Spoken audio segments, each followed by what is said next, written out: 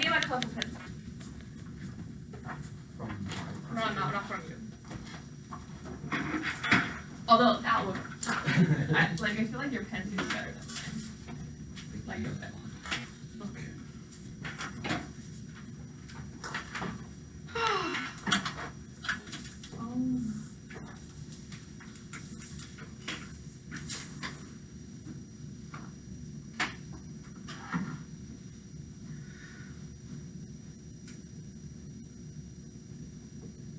Okay.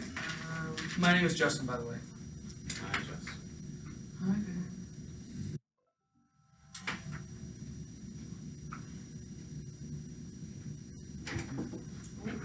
Hi.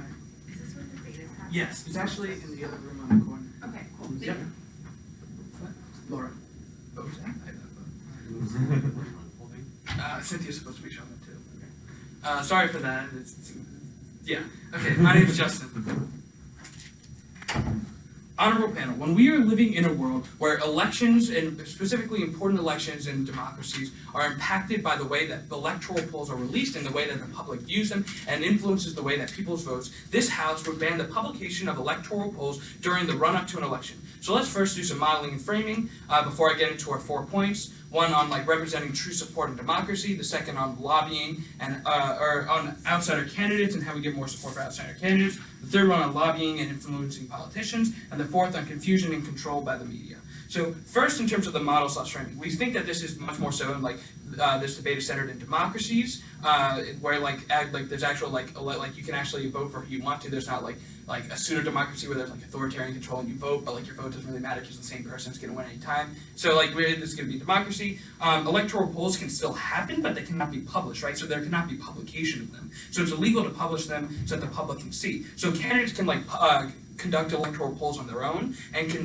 see what their support is looking like in different areas and among voters. As but companies like Gallup that conduct polls and measure support on the presidential or different races. In a second, let me finish up the model. Right, those companies cannot publish those results and publish those electoral polls during the run-up to the election. The run-up to the election would be one second after I finish the model on the clarification. The run-up to the election would be leading up to an election as candidates start to rally and hold rallies and try to gain support and go and talk to constituents, as well as presidential primaries in the U.S. leading up to the presidential election as you go from state to state, starting with Iowa and you just go further on. Clarification. What is your definition? Okay, so I just said that. I don't know if you were listening. So the run-up is going to be okay. Okay, so the run-up is when as the candidate declares, as they start holding rallies, as they make their official declaration to run for. As they as the presidential nominee process going on in the U.S., that would also count. So, into our first point on representing true support and democracy. So first, in terms of some warranting of first to go into some warranting of why polls matter in terms of gaining support for politicians, right? So first on this, right? Or gaining support for politicians and voters, right? So when electoral polls are published, the public and the voting public sees who's actually gaining support from the public, right? And so they can see X candidate actually has 35% of support, or 40% of support, a lot of support. And polls can then sway how people vote for candidates, right? If they see that the candidate that they're chosen has very low support, they are going to be less likely to vote for them because they say, my vote's not going to matter, my candidate's not actually going to get that much support, it's not actually going to really do that.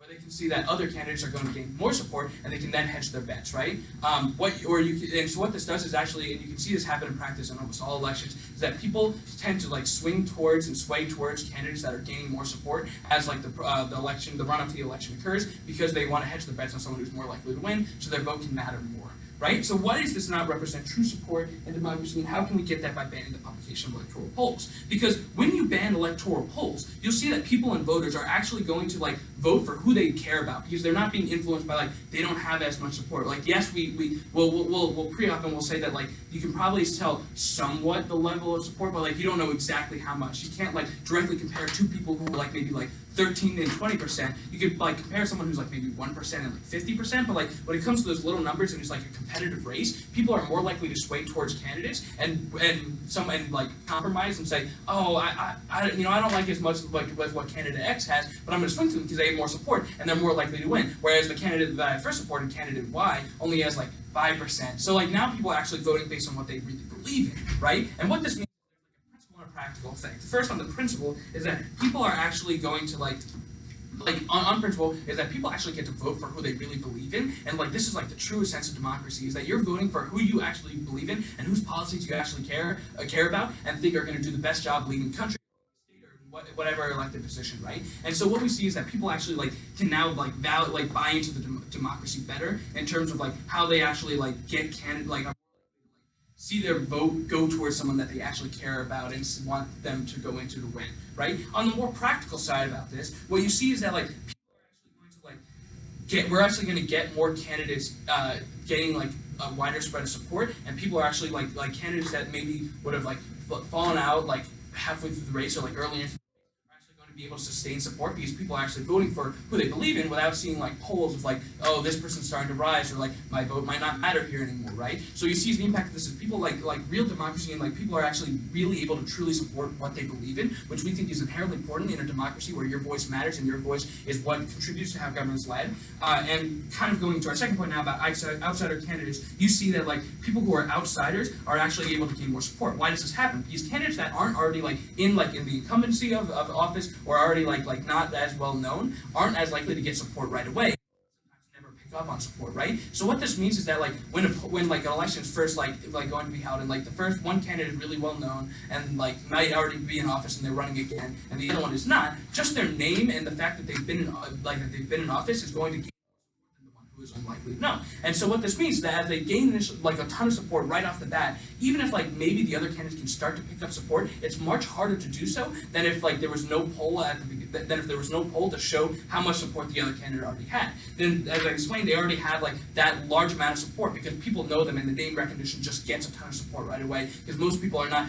like doing a ton of super research into different candidates to see right off the bat to see which is which and like what they're doing. Most people just like pick the first one right away and then the polls just exacerbate that problem. It's a negative feedback loop. And to the third one about lobbying and influencing politicians. Lobbyists then and other people with a lot of money who have particular interests in and are trying to have sway over politics can then see through polls and head their bets on like who's likely to win, and then like put all their money towards them and try to fund them and like maybe even buy them off to go towards and buy out like what type of policies that they want, right? So what this means is that like you're going to see like a large disproportionate impact and effect of like powerful individuals buying out politicians and contributing a lot to what they're actually running on, which is going to corrupt their mission and their point, and like which doesn't really give a real true voice to the people. Into the first point about confusion controlled by the media. What we see in the status quo is a lot of these polls are actually published in the media, in like the New York Times or like Fox News or in other places, right? And like there are many different polls. It's not just one poll. So when you see all these different polls, like the effect of that poll is not like uniform across. And so different media sites can like pick and choose different polls to sway voters to vote one certain way or another, right? What this means is that people aren't actually like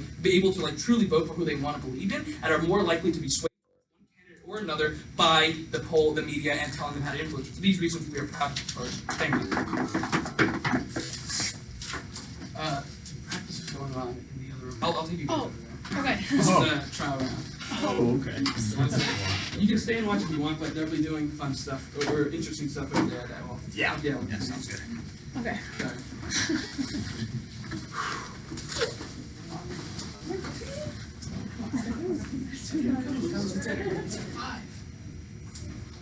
Sorry. Yeah, thank you guys.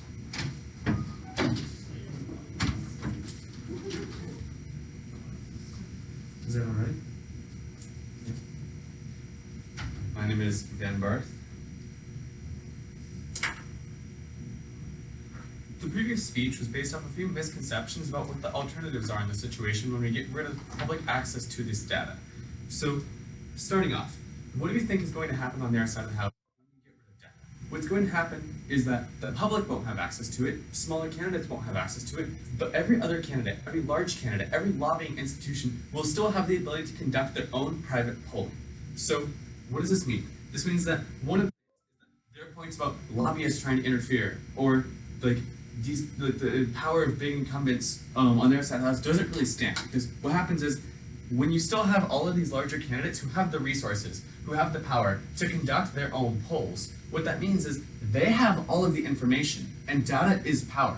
And these smaller candidates who don't have the ability to get themselves off the ground will never have access to the information that the larger candidates do, which means that they don't have the ability to better target or run a campaign more efficiently or find out where their base of support is, and they will never be able to get their campaign off the ground because there's an inherent discrepancy in access to information that candidates have.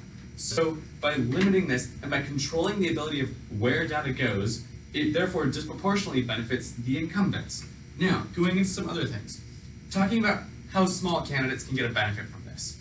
On their side of the house, they say that, oh, everyone's just going to vote for the incumbent because the incumbent will always be at the top of the polls and have name recognition. We disagree with that. We think that a lot of times it's actually these smaller candidates who benefit from the publication of these polls.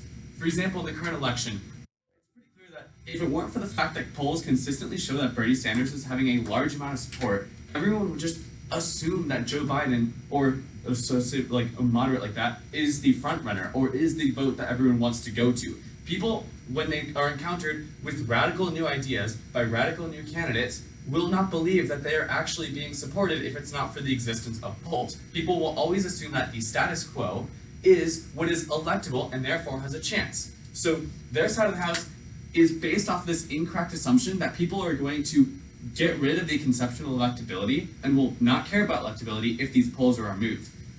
The case is not that polls are going to disappear and then the voters will always choose the candidate that they truly desire most.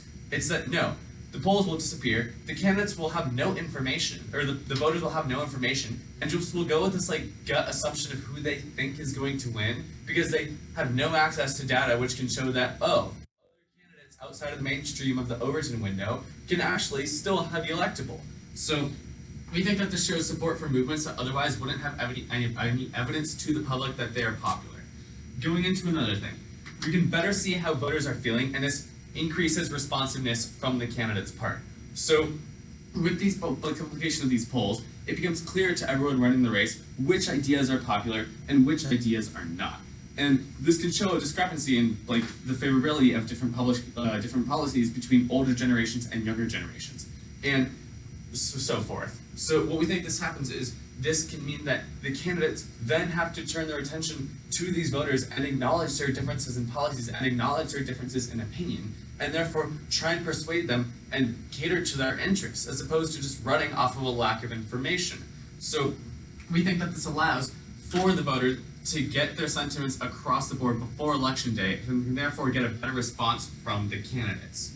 Another one of our points is that we think that like while this can help the smaller candidates who have messages that are popular with the party, it can help them get publicity. We also think that it can help the smaller candidates who are going nowhere learn this quicker and drop out of the race in order to support a candidate who is getting public support. Because you can look at the case of Bernie Sanders, who does have the polling behind him to show that he is very electable, and you can look at the case of Andrew Yang, who could come off on the internet as like popular, but in reality was getting absolutely nowhere at the polls, and if he wants to make a difference, the best solution is not to continue his campaign and burn millions of dollars, it's to drop out and rally behind the people who do actually have a chance. So what we're saying here is that for the smaller candidates who are gaining momentum and who do have a message that resonates, it helps increase their legitimacy through publicity, but for the candidates who are just really not going anywhere, it allows them to better know and allows the public to know that this is not worth the time and investment and it can be better placed anywhere. Electability does somewhat matter, and you can't just assume on their side of the house that electability as a concept disappears when they get rid of polls. So, going into other situations, you can look at other countries that have different electoral systems. For the example, in Spain. Spain recently had a rise in the far-right party. And normally, without these electoral polls, people would have no conception that this rise in the far-right party was going to happen, or that the support was gaining. So people have a tendency, without the publication of these polls, to just assume that the status quo is going to continue. And when they assume that the status quo is going to continue, they don't turn out to vote. So when you can show that, oh, before the election, hey, these far-right parties they're gaining support in public opinion. It therefore incentivizes other voters to actually turn out and vote and actually support their interests, because you can't just make the assumption that the status quo will always continue. So what does this do in this situation? It gives voters more information. So we think that under this situation, it is not removing necessarily the existence of this information. It just means that the dominant interest will only be the ones who have access to it, and the voters themselves know nothing. So there's a big discrepancy between the politicians who are the incumbents and can throw millions at having a polling system that spreads everywhere, or on our side of the house, the media institutions will generate these polls and publish it to the people, which allows for more equitable access to this information. So going over what they say that you will, on the other side of the house, remove the influence of lobbyists. But I've shown that powerful lobbyists will still have the ability to conduct their own polls that they won't share with anyone, which just furthers discrepancies. They also tried to argue that incumbents benefit. As I've shown before, one, this is not true because the incumbents also have the resources to conduct these massive polls that smaller challenging candidates don't. And also, without the existence of these polls, people will just naturally assume that the incumbent is going to win. Another thing is that they mentioned this to benefit small candidates. But I think I've conclusively shown to this point that small candidates can get legitimacy for their movement and can get others to vote when they think that they have a chance. And the small candidates who really don't have a chance can rally around those other small candidates and prop them up. So overall, we stand for the equitable access to information that better shows people's conceptions and can be better responded to. And for all these reasons, we are proud to oppose.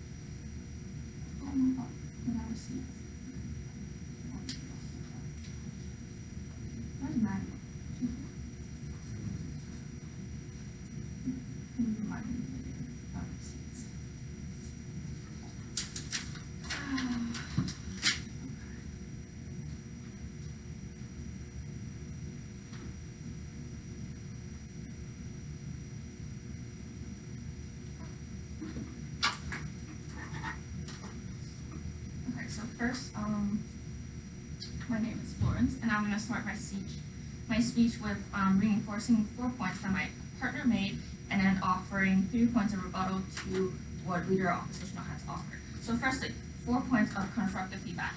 First, we're gonna talk about the fairness of democratic process, and I think the main clash in this debate is what is best for the democratic process, and I think that should be evaluated on the criteria of how fair it is and how inclusive it is. And why does our side make the democratic process more fair? Because if you get rid of the electoral polls, people are basically voting on how much they support the values of the candidates instead of their popularity. Therefore, that is, we think, is more true to the essence of democracy. Second point, on lobbying. So why does our side of the house decrease lobbying? So because if you do not have the statistics on the electability of each candidate, companies will be putting themselves in more risk by putting money into this candidate that are not sure if they will win. And if you publish the electability and you show that, for example, Trump has like a 70% chance of winning, then the company will rush to put all their money in this candidate and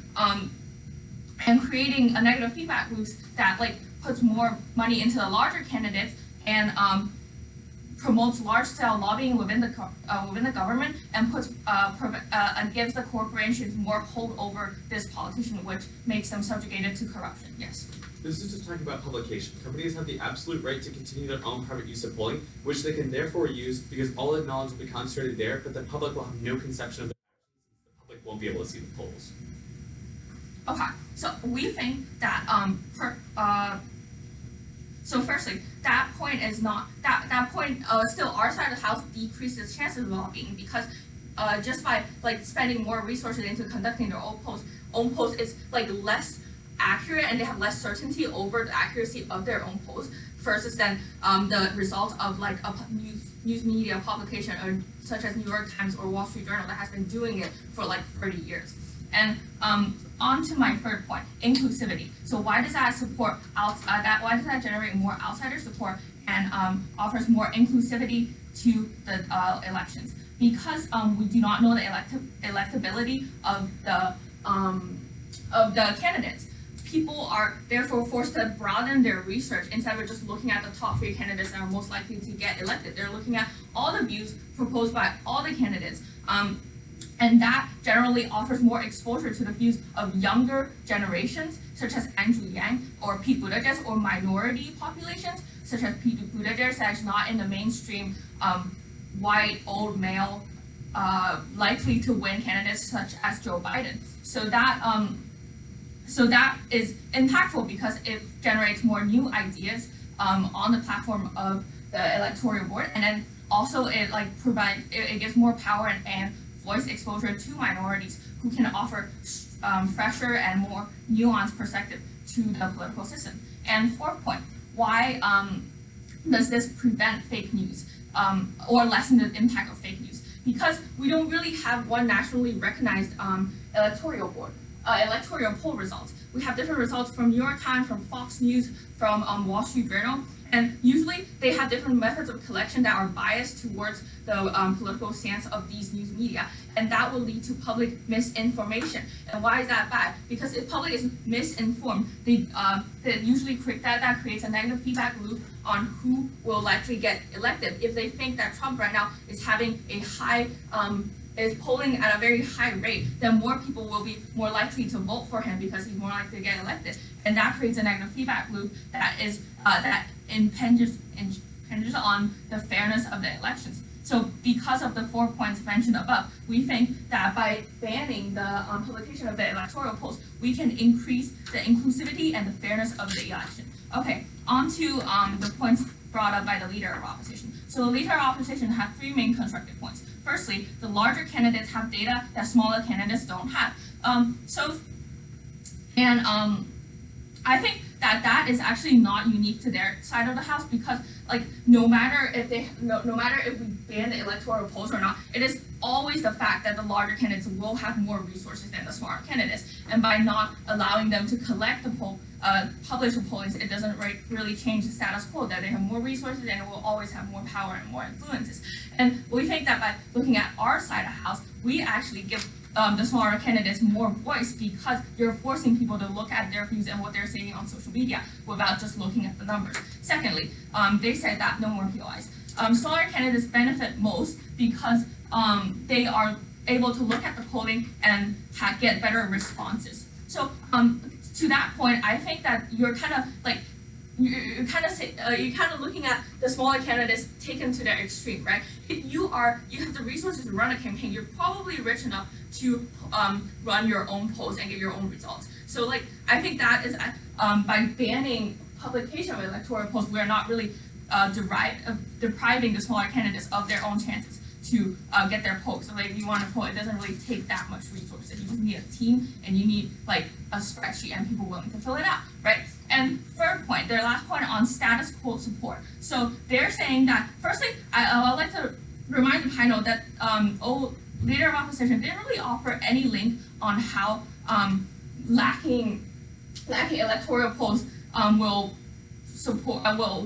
cause people to support the status quo, right? So if people people don't really look at the electoral polls to see look at it. People don't really data doesn't really reinforce status quo. The biases and people's people favoring large candidates, that phenomena will always exist regardless if you expose it or not. And by showing and publicating the electoral polls, you're mainly exposing the fact that more people support larger candidates, and creating this feedback loop that is unfavorable to the smaller candidates. Okay, so evaluating our main impacts and looking at the two worlds. So on the opposition side, you have a world where you have this initial issue of bigger candidates who are largely white and largely male, have a lot more resources and a lot more impact over the smaller candidates. And their side of the house doesn't really solve anything, because just by publishing the electoral results, you're not really you're enforcing the idea that they're more favorable and more electable. And cool.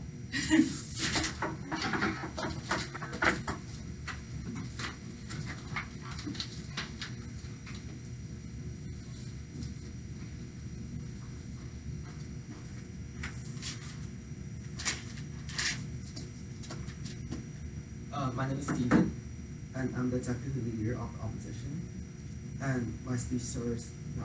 First of all, I'll start the speech by giving the refutation of some of their points. They first of all talk about how first of all, both sides agree that in their scenario, like even if like we don't publicate all of the result of the polls, like larger candidates of the elections do have access to the result of the poll, which means that their side they're actually blocking access for A voters and B like small candidates to access the result of the poll. That's exactly what we're arguing this place, because we're talking about in their side of the house, they're building a war that is centralizing the power and information to only the big candidates. However, they're actually putting down and dragging down the small candidates and also the voters in our ward. And we're moving on to the refutation of some of the points. They talk about how, like, by blocking the result of the poll, people will naturally follow the ideas of the candidates instead of following the other people's decision. However, we say that it is not true because A, people will still follow the idea of other people, like how other people will vote on a local level, because when there's no national or state-wise poll result, people start naturally talking about the result and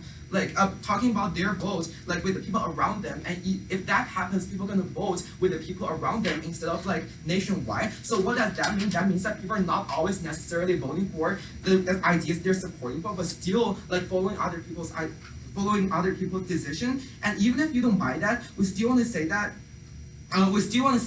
like in their case, they don't really solve this problem at all, because if you're actually basically only giving the if you're actually letting only the big candidates to have access of the result of the poll, you're actually giving them power to deceive the result of the poll to the public, because the ability for letting the public to know the result of the poll is only centralized in the big candidates. What does that mean? That means that if a candidate feels that he's like not catching up with other candidates, he or she actually have the ability to lie to the public that she's actually winning the poll or winning the election. And what does that mean? That means that people will still follow the decision, and that decision is even more inaccurate compared to our side of the house, because we're at least in our side of the house, we're actually giving you a credible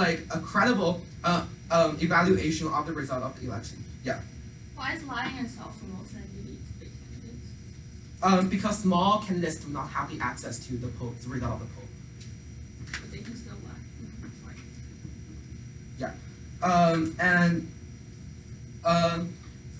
Even if like they talk about how small candidates can still lie about the result of the poll, because in our side of the house we tell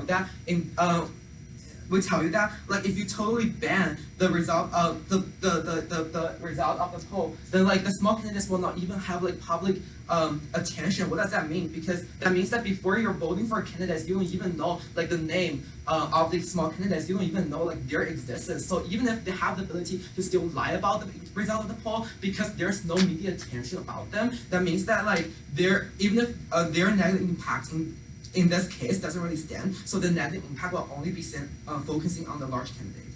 And moving on to the point of how there's a lobbying power in our side of the house. However, we tell you that like lobbying power is not unique, because in the status quo there are still like lobbying power. Even if like they believe how we talk about how like the big companies can still have access to the poll, so that's the reason can still make their own poll, so that's the reason why like lobbying power still exists. And they talk about, well, New York Times is a more credible source, so that's the reason it's better for us to have like New York Times compared to large companies. However, A, New York Times is also private companies, and B, New York Times is actually status quo, so I don't know really how that argument goes to your side. And they also talk about how they also talk about like in both sides, like the large candidates will also get like supported, and like that's exactly the reason why on their side of the house they don't really support small candidates. And they also talk about how because there's so many like posts going on that will lead to public confusion, and there's like, however, this is self-contradictory to their own point, because they're saying that like, well, public tend to like vote for a specific leading candidate. However, they also talk about there's no leading candidate because there are so many kinds of polls. So A, that's self-contradictory, and B, because there are so many kinds of polls that actually give space for the audience and voters like to take a step back and to think about which candidate is actually the best candidate. So they actually will increase the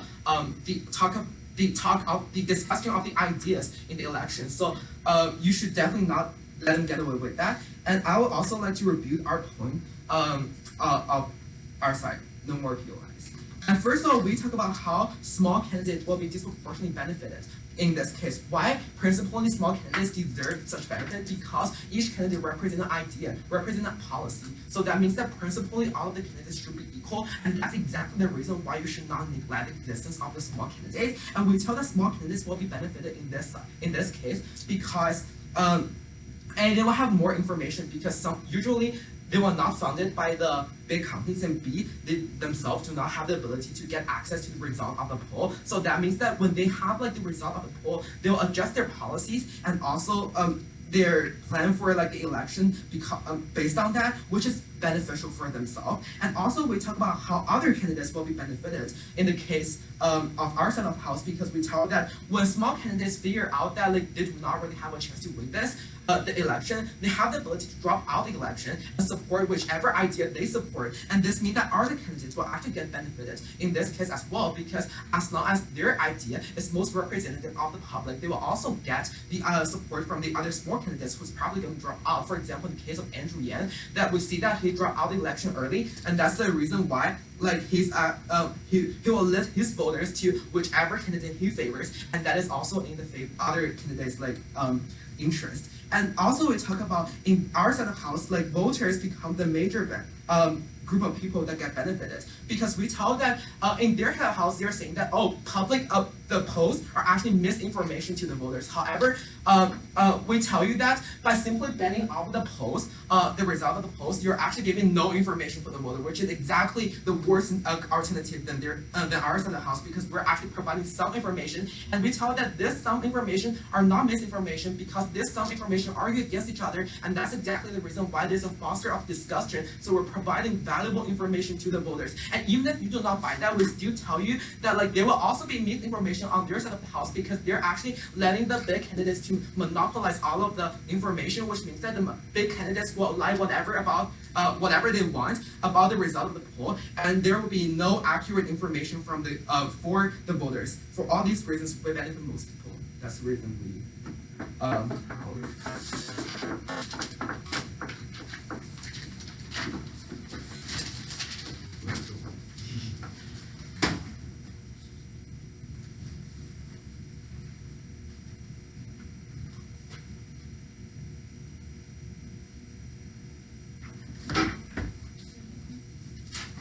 Okay, my name's Colin.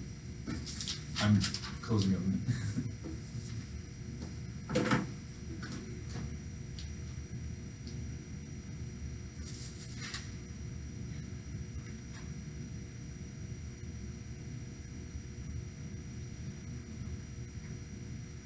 Okay, first I would like to reframe this debate, then I will go into a few points of rebuttal, and lastly I will provide constructive feedback as well as reinforcing my opening argument. Okay, so firstly, this debate is not about just lobbyists and the concept that smaller candidates should get equal representation. Now, why is this the case? So in democracy, democratic values support the idea of accurately reflecting the public's opinion. And now what okay, now this debate is more about that than simply just, oh, we have to bring these opinions up as equal to other individuals. Now, why is this the case? This is because because simply when candidates to be more equal in terms of ideology, candidates would have to, for example, like like somehow have their ideology be like equally supported across like the US or something like that, or be like equally learned about somehow. And that is obviously not just impacted by, the candidate's like fame or whatever. It actually comes from a lot more factors than just that. So, opening opposition fails to address this sort of ideology that's not simply just about bringing candidates up from relative like unknowability. Now, why is this the case? So we think that, okay, so firstly, now another point of contention is that in democracy, we would like to basically say that if we ban like publications. Now, this is actually an inherently it's actually an inherently democratic thing, because while it's not misinformation, as it's not necessarily misinformation, which opening opposition characterized it as. We were not claiming that it's misinformation. We're claiming that the results of this information is what makes them democracy, is what impacts democracy the most. Now, what happens when an individual learns about these polls? Opening App has already talked about how an individual would they'd skew their own perception of what what a candidate is about, for example. But the thing is, what also could happen is a candidate it could also discourage, for example, individuals from voting, which actually decreases the accuracy of the population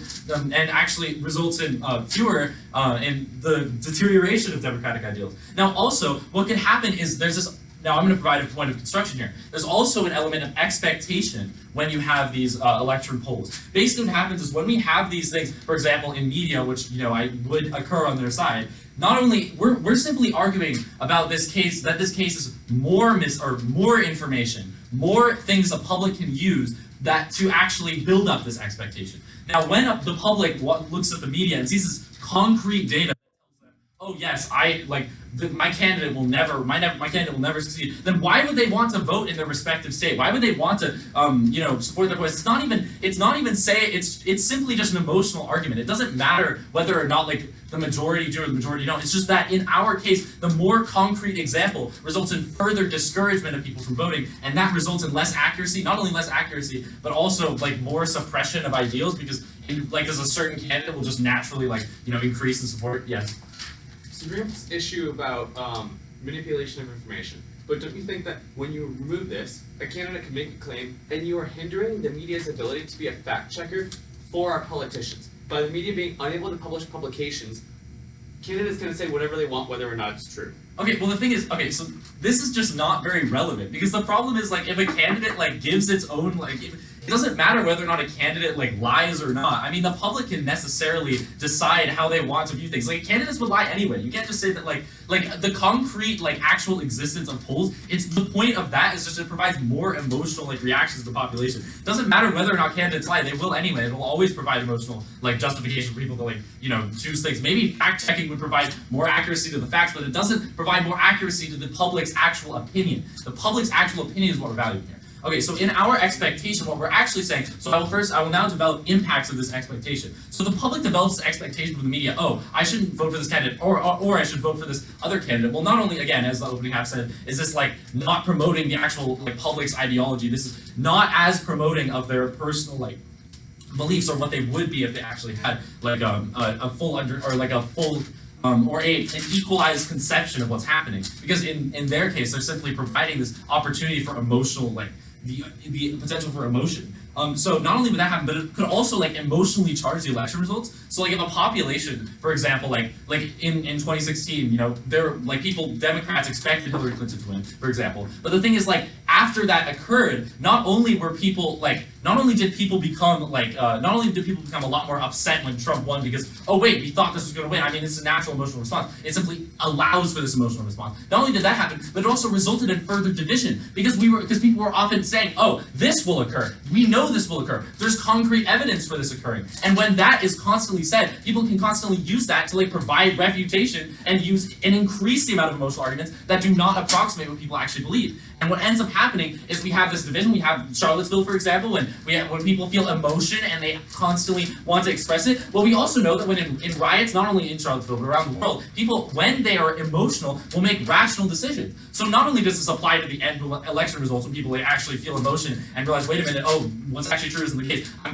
People will be more likely to commit acts of violence. Not only is this applicable there, it's also applicable when someone feels emotion as a result of these polls, because when someone feels emotion to the actual candidates, to the actual candidacy, then what ends up happening is they might make a choice that's even more extreme than what they would have made anyway. It still doesn't approximate their actual ideology, and we are simply reducing the potential for this misapproximation of the ideology. We're just saying that it doesn't matter whether or not a candidate lies, it just matters what the public's perception is. So if the public perceives reality a specific way, and they're on their side of the house, they say, oh, we should reduce this because it will equalize the opinions of candidates. That's not what we're going for. We're not going for the opinions of candidates. We're going for the opinions of the population. We should be equalizing the opportunity for the population to actually we should be equalizing the opportunity for for the population to actually like see what's going on, or to basically see what ideas are and not what like emotions are. So that's basically what we're saying. Yeah. Wait, it's actually that was overtime. Sorry.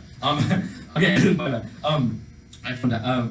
Okay, so why is our house why is our house more impactful than their house? Well, they're simply arguing for this strange like conception of like this like approximating. They say we should be making candidates equal. But that's not the question, that's not the problem. Our problem is to prove why we should ban the actual publication itself, why we should make this not like exposed to the public. And why would a government ever do that? It would do that, as we've already established, a democratic government would, to basically promote democratic ideals. We have shown you that that's what we're promoting. We're not promoting it and simply like trying to increase the equality of opinions. Okay, thank you. That's why we were trying. Thank you for judging.